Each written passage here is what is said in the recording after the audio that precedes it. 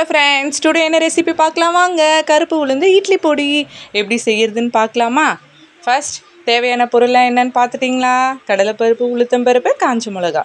வாங்க போய் அடுப்பை ஆன் பண்ணிவிட்டு இப்போது 1 கப் கடலைப்பருப்பு, 1 கப் கருப்பு உளுந்து, 4 காஞ்ச மிளகா எல்லாத்தையும் போட்டு பொன்னிறமாக ஃப்ரை பண்ணுங்கள். காரம் அதிகமாக சாப்பிடணும்னு நினைக்கிறவங்க இன்னும் 2 மிளகா கூட சேர்த்துக்குங்க. நான் குழந்தைங்களுக்கு கொடுப்பேன், அதனால் 4 காஞ்ச மிளகா தான் சேர்த்துருக்கேன். நல்லா பொன்னிறமாக ஃப்ரை பண்ணணும். அடுப்பை சிம்மில் வச்சுருங்க. நல்லா ஃப்ரை பண்ணிகிட்டே இருங்க.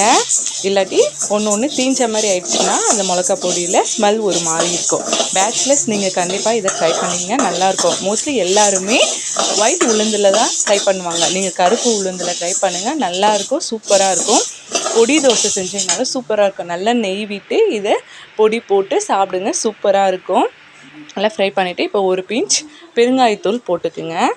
திரும்ப நல்லா பொன்னிறமாகவே ஃப்ரை பண்ணுங்கள். அடுப்பு சிம்லேயே இருக்கும். பொன்னிறமாகிடுச்சு பார்த்தீங்கன்னா நல்லா.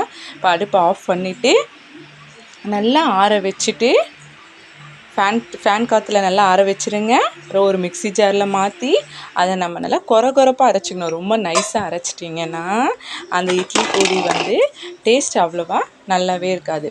அதில் கல் உப்பு போட்டு அரைச்சிக்கங்க. மோஸ்ட்லி சால்ட் அவாய்ட் பண்ணுங்கள். அதனால் நான் எப்பயுமே எது அரைச்சாலுமே கல் உப்பு போட்டு அதில் சேர்த்து அரைச்சிடுவேன். இப்போ பாருங்கள், நல்லா ஃபைன் பேஸ்ட்டாக அரைக்கலை, கொரன்னு அரைச்சிருக்கேன். நல்லா பாருங்கள், கையில் இப்படி பண்ணிங்கன்னா கொரன்னு இருக்கணும். ஓகேவா? நம்மளுடைய கருப்பு உளுந்து இட்லி பொடி இப்போ ரெடி ஆயிடுச்சு. அதை ஒரு பாத்திரத்துக்கு மாற்றி வச்சுக்கோங்க. கண்டிப்பாக 1 மந்த்துக்கு நல்லா இருக்கும். நீங்களும் ட்ரை பண்ணி பாருங்கள். இப்போது அதை ஒரு கிண்ணத்தில் 1 ஸ்பூன் இட்லி பொடி போட்டுட்டேன். 1 ஸ்பூன் நல்லெண்ணெய் ஊற்றி கலந்து வச்சுட்டு இப்போ இட்லிக்கு நான் சாப்பிட போகிறேன். நீங்களும் போய் சாப்பிடுங்க.